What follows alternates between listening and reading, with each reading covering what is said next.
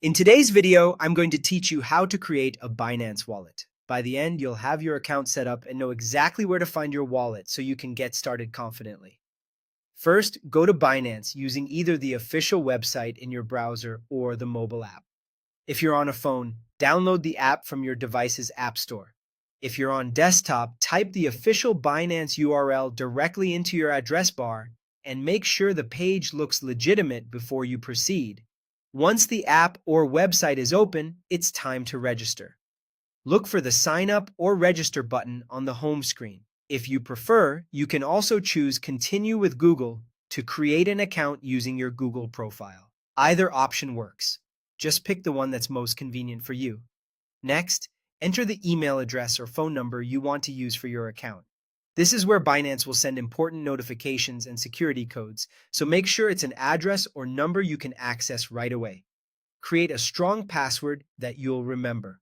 Use a mix of letters, numbers, and symbols. Keep it private and avoid reusing passwords from other sites. Now verify your account.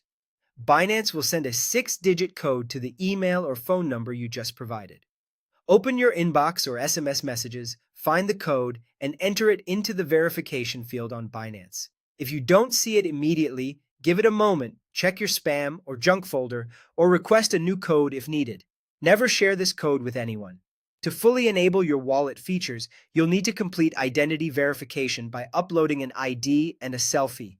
Have a government-issued ID ready, like a passport or national ID card, and make sure your name and details are clearly visible.